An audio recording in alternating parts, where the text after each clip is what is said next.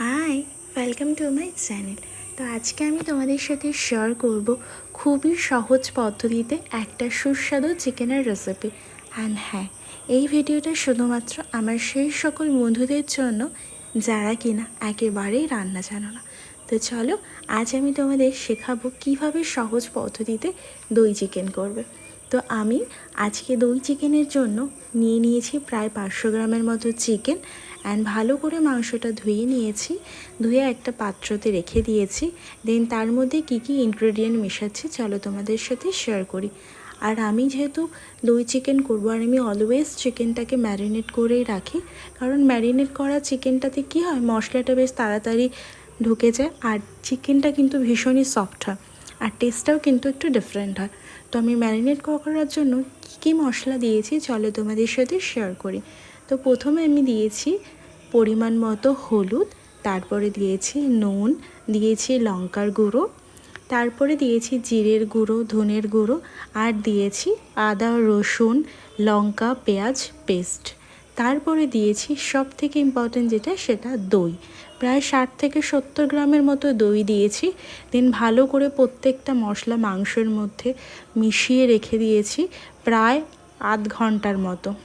দেন আধ ঘন্টার মতো রেখে দেওয়ার পরে আমি ঠিক রান্না করার জন্য নিয়েছিলাম কিছু আলু। এবার আমার বাড়িতে হচ্ছে আলু প্রেমী সবাই, আর আমরা চিকেন যখনই রান্না করা হয় বা যে কোনো তরকারি রান্না করা হোক, আলু কিন্তু একেবারেই মাস্ট। তোমরা যারা যারা আলু পছন্দ করো তারা কিন্তু আলু অ্যাড করতে পারো, যারা পছন্দ করো না তারা কিন্তু স্কিপ করে যেতে পারো। তো আমি একটা কড়াইতে তেল নিয়েছি। দেন তেলটা গরম হওয়ার পরে আমার কেটে রাখা আলুগুলো একটু ফ্রাই করে নিয়েছি। অ্যান্ড তার মধ্যে দিয়েছি হলুদ গুঁড়ো, নুন। দেন ভালো করে একটু ফ্রাই করে নিয়েছি লাল লাল করে, তারপর সেটা একটা বাটিতে নামিয়ে নিয়েছি। দেন ওই সেম কড়াইতে আরেকটু পরিমাণে তেল দিয়ে ওর মধ্যে দিয়ে দিয়েছি ফোড়নের জন্য জিরে, তার মধ্যে দিয়ে দিয়েছি প্রায় 3টে ছোট ছোট সাইজের পেঁয়াজ কুচি।